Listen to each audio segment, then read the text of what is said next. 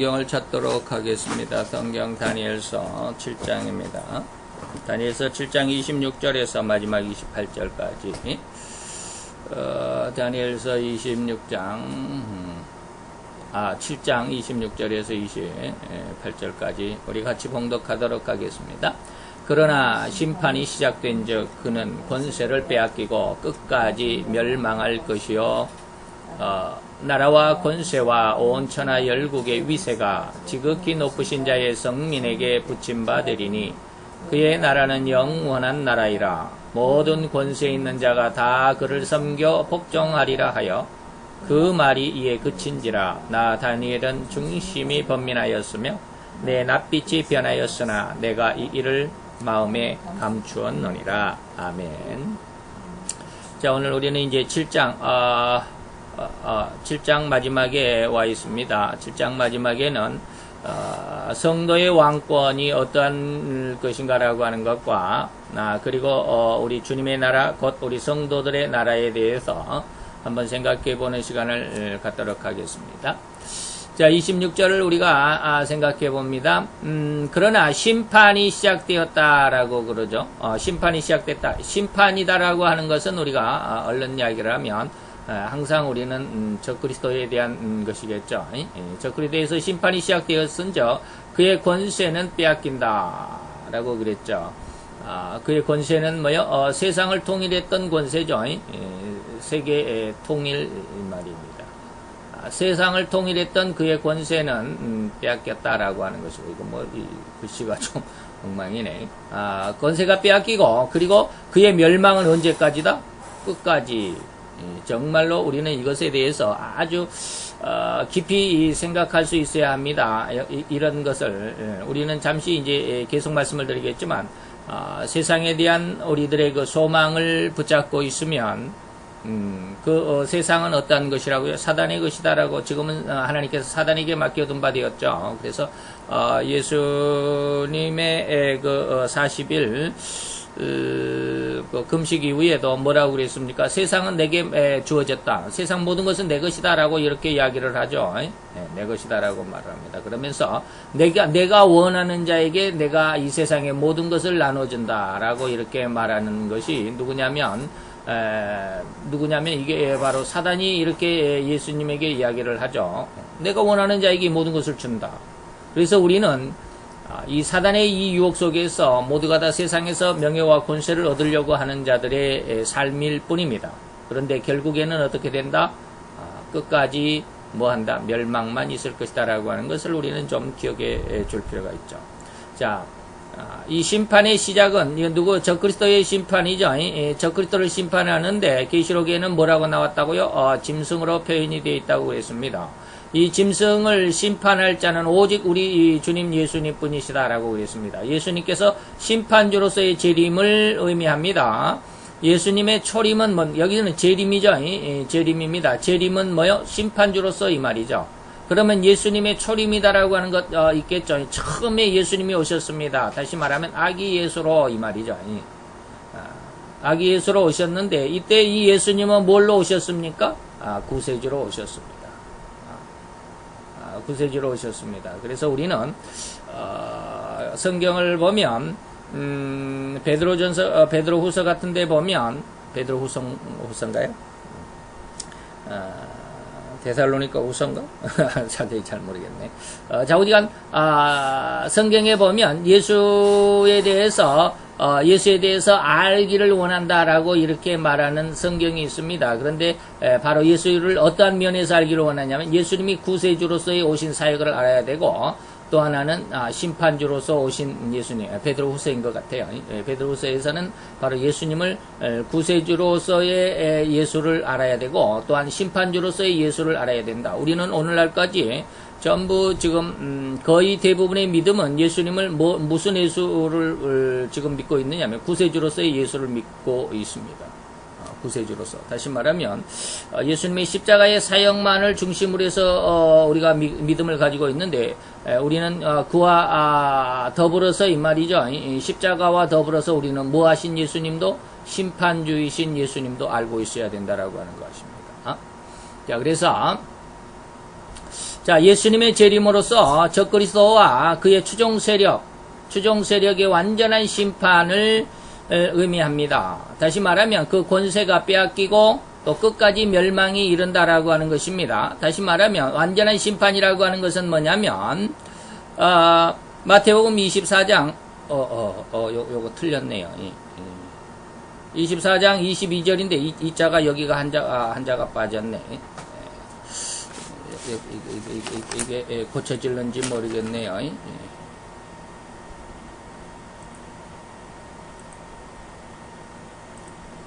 22절입니다.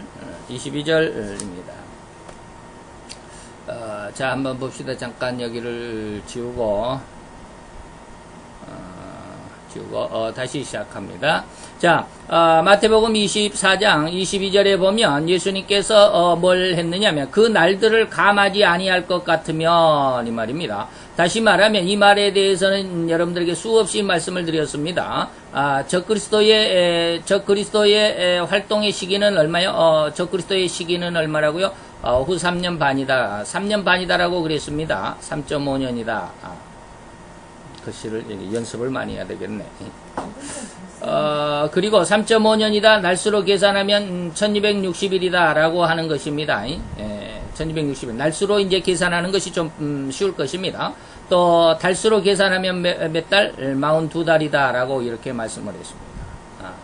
적그리스도의 시기가 바로 이러한 모습이죠. 세대 반이다. 라고 하는 말도 있고요. 자, 우리가 날수를 계산할 수 있게 하려면 이 1260일을 생각해 볼 수 있어야 합니다. 1260일인데 원래 적그리스도를 하나님께서 1260일 동안 3년 반 동안 활동하도록 하나님께서 계획을 하셨는데 적그리스도가 세상을 횡행하면서 얼마나 많은 수를 죽였어요? 인류의 3분의 1을 죽이는 이 엄청난 대환란의 주인공이다 보니까 너무도 사람들을 다시 말하면 예수를 믿는 사람들을 너무 많이 죽이니까 하나님께서 그 날들을 다시 말해 1260일 동안 내버려 둔다면 모든 육체, 여기서 모든 육체는 물론 안 믿는 사람들도 있겠지만 특별히는 예수를 믿는 사람들, 예수를 믿는 다시 말하면 성도들이 세상에서 찾아볼 수가 없을 것 같아서 모든 육체가 구원을 얻지 못할 것이다.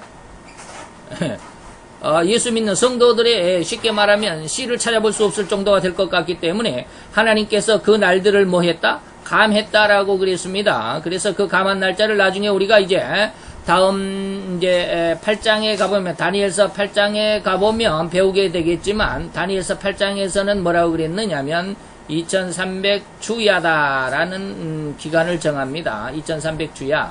낮과 밤이 2300번. 그러니까 이것은 날이 아닙니다. 이거는 날이 2300 날이 아닙니다.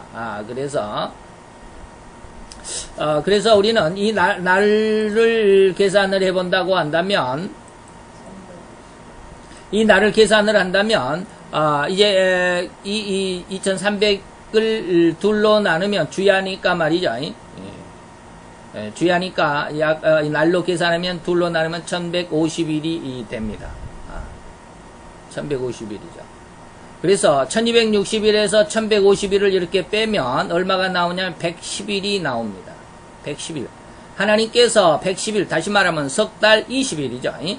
석 달이면 30일이고, 그래서 석 달 20일을 하나님께서 그 성도들을 위해서 적그리스도의 활동 기간을 석 달 20일을 먼저 정지를 시키겠다. 그래서 행동 정지가 됩니다.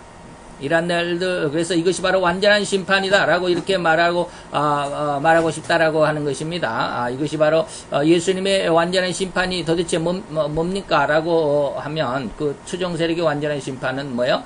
예수님께서 1260일이 원래는 사단이 활동해야 할 시기인데 이 중에서 1150일 만에 사단을 고만해라고 이렇게 활동 정지를 명령을 내립니다.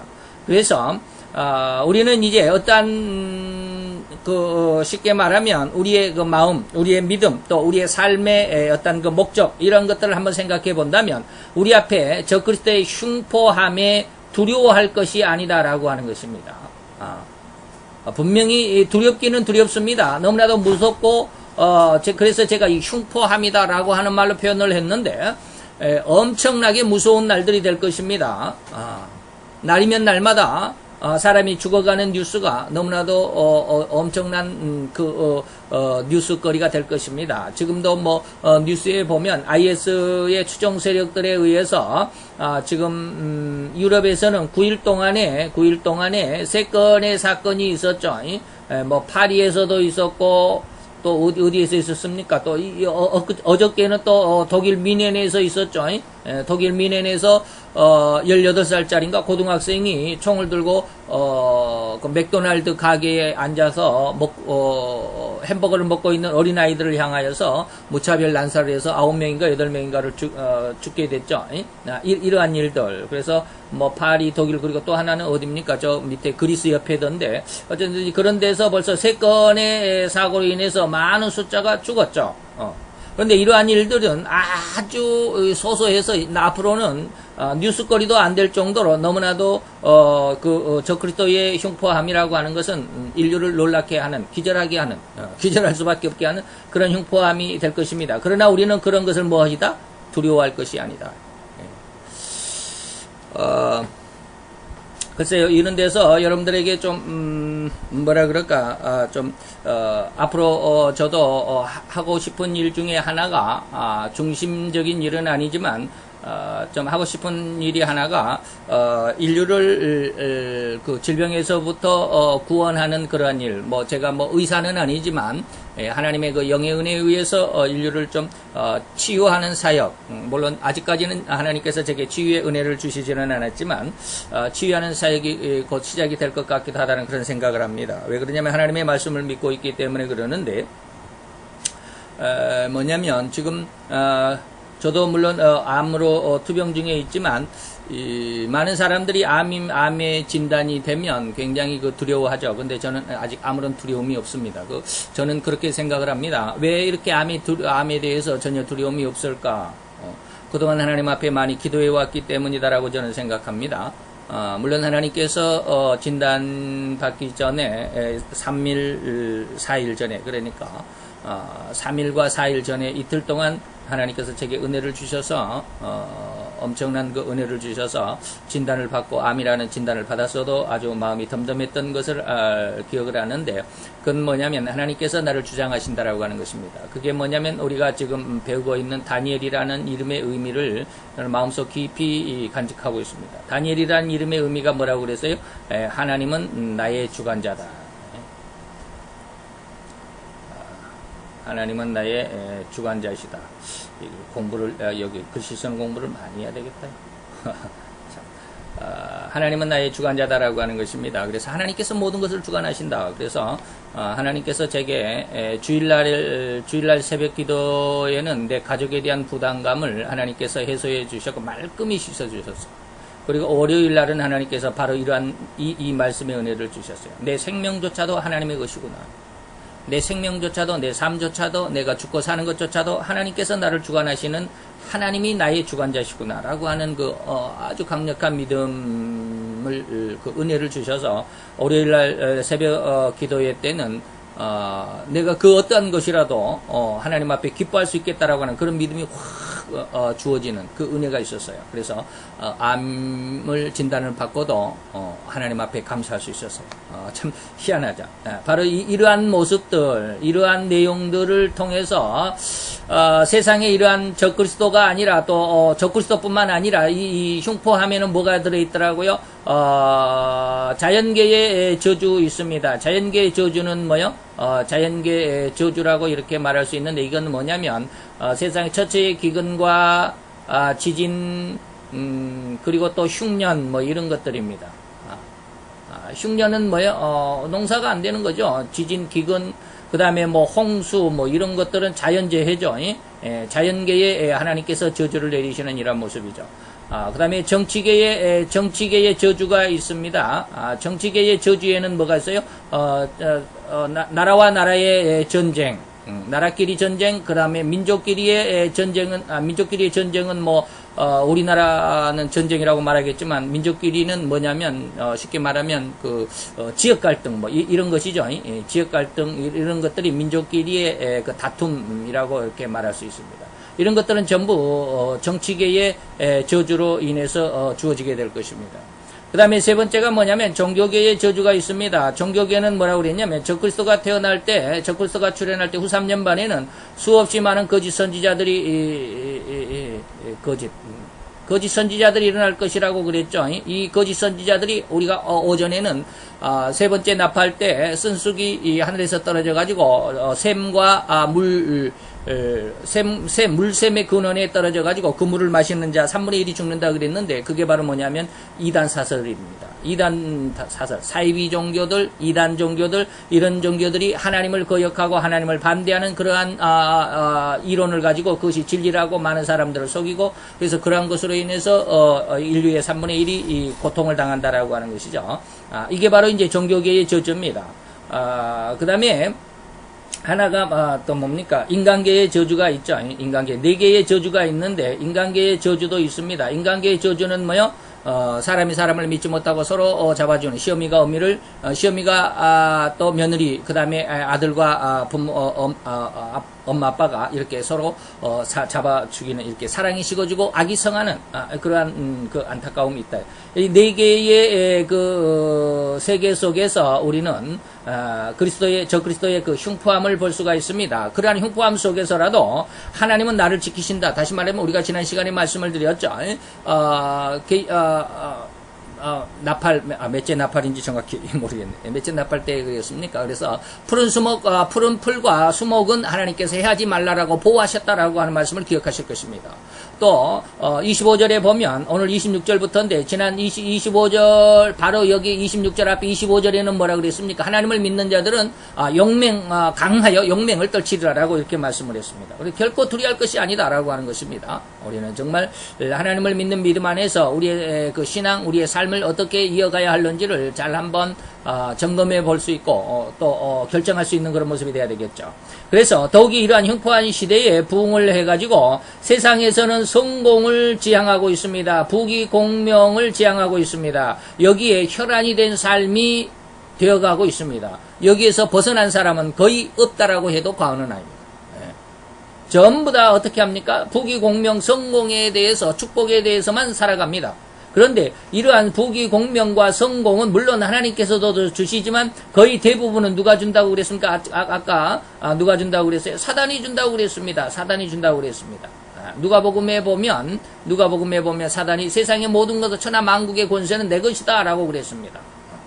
천하 만국의 권세는 내 것인데 내가 원하는 자에게 이 모든 것을 내가 줄 수 있다라고 예수님에게 당당하게 말할 수 있었던 자가 바로 사단이죠. 그런데 바로 그러한 성공과 부귀 공명들, 다시 말하면 하나님을 떠난, 그리고 예수를 떠난 성공과 부귀 공명들, 하나님을 믿지 않은 성공을 취향하고 하나님을 따르지 아니하는 부귀 공명을 얻었다라고 한다면 좀 곤란하다라고 하는 것입니다. 그것은 결코 하나님의 영광에 이르지 못하고 안타까운 것에 이를 수밖에 없겠죠. 다시 한번 이것을 생각을 해보면 바로 이러한 것은 뭐냐면 절대 적그리스도의 통치 기간은 얼마라고 하는 것을 이해를 해야 됩니까? 3년 반이라고 하는 것, 1260일이라고 하는 것을 기억해둬야 합니다. 물론 여기에서 아까 말씀을 드렸듯이 110일이 감해진 1150일만 사단이 세상을 통치하게 될 것입니다. 여러분들이 만약에 이러한 세상의 성공과 또 하나님을 떠나서 예수를 떠나서 부귀 공명을 누려서 정말로 세상에 아주 떵떵거릴 만한 그러한 최고의 갑부가 되었다라고 할지라도 갑부가 된 그 과정까지 예수를 떠나서 믿음을 떠나서 이러한 성공을 이뤘다라고 한다면 이것은 앞으로의 기간 동안에 다시 말하면 3년 반의 기간인데 아직은 뭐 적그리스도의 시대가 안 됐으니까 뭐 얼마간의 더 시간의 여유는 있지만 바로 이 적그리스도가 세상에 출현하게 된다면 그와 더불어서 더 엄청난 이러한 부귀와 공명을 취할 자들이 많습니다. 그러나 그들은 어떻게 된다? 1150일 만에 그들의 모든 권세는 완전하게 뭐한다? 빼앗기게 될 것이고 그들에게 있어서 남은 것은 뭐야? 끝까지 멸망밖에 없을 것이다 라고 하는 것을 기억해야 된다. 세상은 바로 이러한 모습, 이러한 하나님을 떠난 예수를 떠난 그리고 진리를 떠난 성공과 부귀 공명에 혈안된 삶이 되어가는데 우리는 결코 그래서는 안 되겠다라고 하는 것입니다. 정말로 우리가 기억해 놓지 않으면 안 될 너무나도 중요한 것이죠. 그 다음에 오히려 우리는 어떻게 합니까? 영원한 승리자인 예수를 믿어야 합니다. 예수 안에서 살아가야 한다.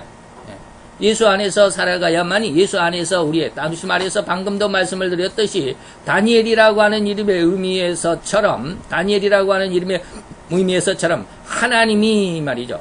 예수님께서 내 삶의 주관자가 되시고 내 삶을 주관하시는 분이시고 내 삶을 지키시는 분이시다. 내 삶을 마지막에 심판하시는 분이시다라고 하는 것을 우리가 믿는 믿음 안에서 우리의 삶이 그리고 우리의 사업이 그리고 우리의 학업이 그리고 우리의 직장의 생활이 이루어져야 되겠다라고 하는 것입니다. 다시 한번 잘 한번 생각해 볼 수 있기를 바랍니다. 계시록 17장 17절에서 보면 우리는 너무나도 많은 말씀을 드렸습니다.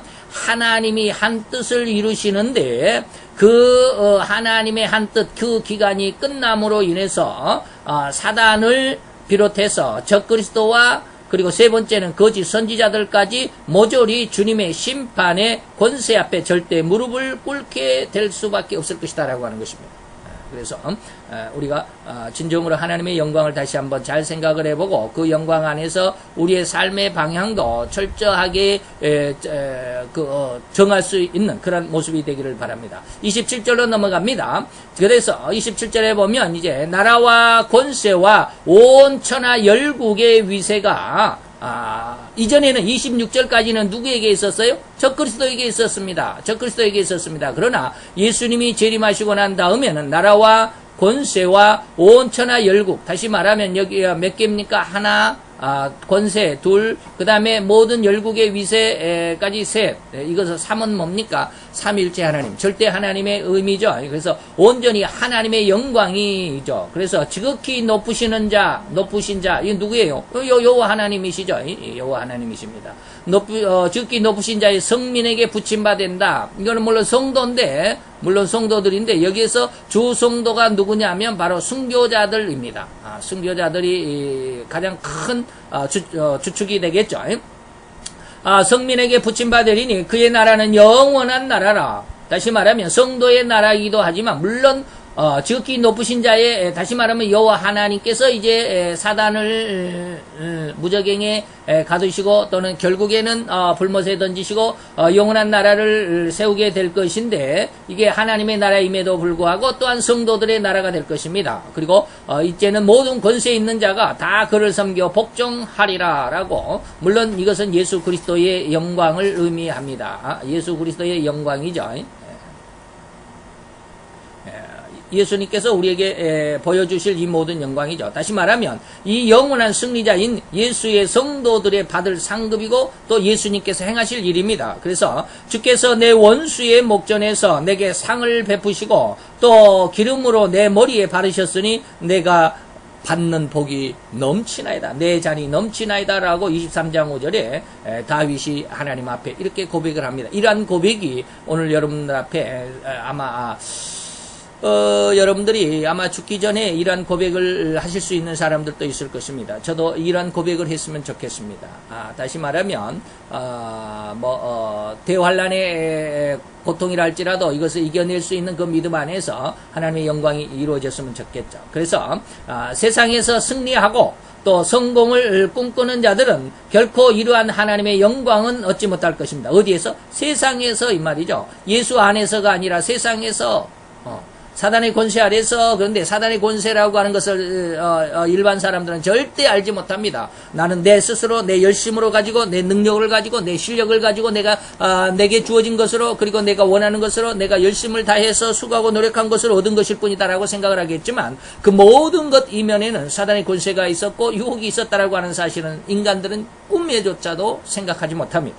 그래서 세상에서 예수가 없는 이 말이죠. 예수가 없는 세상에서 그래서 지금도 IS나 뭐 이슬람 국가 이러한 사람들도 뭡니까? 예수가 없는 사람들이죠. 예수가 없는 사람들. 그들의 승리와 그들의 성공을 꿈꾸는 자들은 결코 오늘 말하는 영원한 승리자인 예수님의 받을 그리고 그 성도들의 받을 상급은 뭐한다? 상급을 얻을 수가 없는 그런 상황이 되겠죠. 왜 그렇습니까? 이 말입니다. 왜 이들 얻을 수가 없습니까?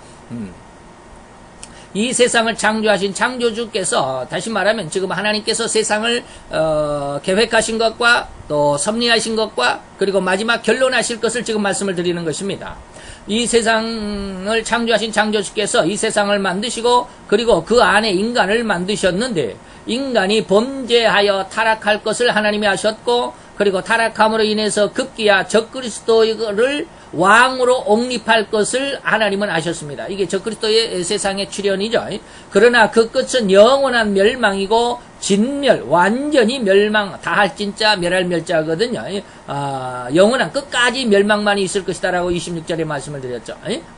그 진멸을 작정하셨습니다. 그리고 예수님을 이제는 심판주로 세상에 보내셔서 이 세상과 그리고 이 세상을 장악한 왕인 이 사단을 진멸케 하신다라고 하는 플랜, 이 계획을 세워놓았기 때문입니다. 이는 결코 변개될 수 없는 하나님의 계획이다. 이 변개될 수 없다라는 말을 꼭 기억을 해주시고요. 이 하나님이 세상 속에서 어떻게 이 세상을 이끌어 가시는지를 꼭 기억을 하시고, 우리의 삶의 중심, 우리의 삶의 근원을 여러분들이 꼭 잘 준비를 해야만 할 것입니다. 그래서 예수 안에서의 우리는 잠시 고난, 이 잠시는 뭡니까?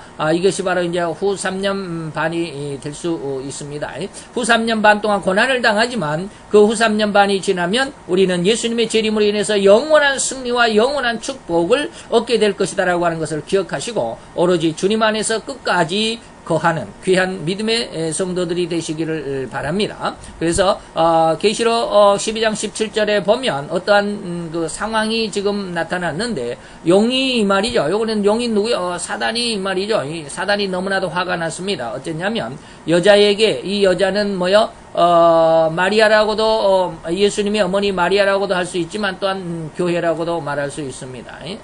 여자는 마리아라고 한다면 여자의 낳은 아이는 예수님이고요. 교회라고 한다면 여자의 낳은 아이는 누굽니까? 성도들입니다. 성도. 이렇게 두 가지로 해석이 가능합니다. 그래서 사단이 쉽게 말하면 이제 교회와 성도들에게 분노하여 돌아가서 그 여자의 남은 자손, 이 말입니다. 남은 자손. 이 남은 자손을 뭐라고 그러느냐 하면 하나님의 계명을 지키는 자들을 남은 자손이라고 그럽니다. 또한 두 번째는 예수의 증거를 가진 자들을 남은 자손이라고 그럽니다. 그래서 하나님의 계명을 가지고 있는 자들과 예수님의 증거는 뭐냐? 십자가의 죽음과 부활의 증거를 믿는 자들로 더불어서 싸우려고 바다 모래 위에 섰다. 바다는 뭡니까? 물이죠. 모래는 뭡니까? 땅이잖아요. 그래서 용이 앞으로 3년 반 동안 활동을 할 때는 어디에 그 영향력이 있느냐면 바다, 육지와 여기 바다와 육지까지. 다시 말하면 온 세상이 말이죠. 여기는 뭐요? 온 세상이 바다락에서 조금 여유롭거나 땅이라 어떤 섬이라고 그래서 여유로운 것이 아닙니다. 온 세상 전체가 이 말입니다. 바다 모래 위에 섰다 이 말이죠. 그래서 온 세상을 장악하게 된다라는 의미입니다. 이런 가지 같이 오로지 주님을 그 믿음의 중심에 삼고 마음의 중심에 삼고 살아온 자들과 그 자들의 믿음과 그리고 그의 심정을 뭐 해준다? 보상해주는 시간이 되기 때문에 우리는 세상에 잠시 고난을 당할 때가 있겠지만, 그러나 영원한 승리와 영원한 축복을 기억을 하고 이것을 얻을 수 있는, 잠시 고난을 견뎌낼 수 있는 이것을 인내라고 말합니다. 인내. 다시 말하면 인내의 옳다라고 인정을 받는 자들에게는 하나님께서는 뭘 주시겠다? 생명의 면류관을 주시겠다라고 말씀을 했습니다. 이게 어디에 있습니까? 이게 야고보서 1장 12절입니다. 1장 12절에 이렇게 약속하셨습니다.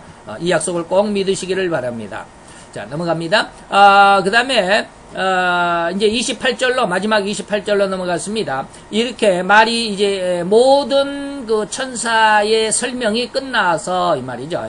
그친지라 그러한 것을 알고 난 다음에, 그 말을 듣고 난 다음에 다니엘의 마음의 중심이 번민하였으며 낯빛이 변하여서 그 죽은 자의 마음 너무너무 혹독하죠. 이런 것들. 지금까지 이러한 내용들은 뭐예요? 이미 아주 오랜 시간 동안 여러분들에게 많이 말씀을 드렸습니다. 이것을, 지금 환상을 보는 시기는 언제라고요? BC 550년입니다. 오늘날 2016년에, 오늘날이 2016년이죠. 2016년으로 생각을 한다면 약 2566년 전이죠. 2566년 전입니다. 2560, 이제, 물론, 제가 2560년이라고 그랬는데, 정확히는 2566년 전에 이 말씀을, 그리고 이 환상을 보았는데, 지금 2560년 동안 이 환상대로, 지금 BC 550년에 보았던 그 환상대로 그대로 1.1획도 어김없이 지금 이루어져 왔다라고 하는 것입니다. 그리고, 이제는 남은 시간은 어떻습니까? 이 네 번째 짐승의 시간까지는 이미 그대로 이루어졌죠. 그리고 남은 것은 뭐요? 열불의 시대인데 지금은 열불의 시대라고 해도 과언은 아니고요. 그리고 앞으로는 또 작은 뿔이 하나 나타날 것이고 다시 말하면 적그리스도가 나타날 것이고 그리고 세상 끝까지 적그리스도가 나타날 때까지는 평화는 없고 오직 전쟁의 소문만이 이루어질 것이다라고 하는 것이 앞으로 우리가 배울 8장에 아마 기록이 되어져 있을 것입니다. 다시 말하면 즉 세상은 오로지 목소리가 큰 사람이 이긴다라고 하는 거짓 진리의 현혹이 되어 있습니다. 야국 강식이라고 하는 거짓된 진리의 현혹이 되어 살아가고 있습니다. 이게 진화론자들의 그 거짓말이죠. 그래서 더욱 강해져야 한다라고 생각합니다. 내 이름을 더 세상에 드높여야 한다라고 하는 의식 속에 살아갑니다.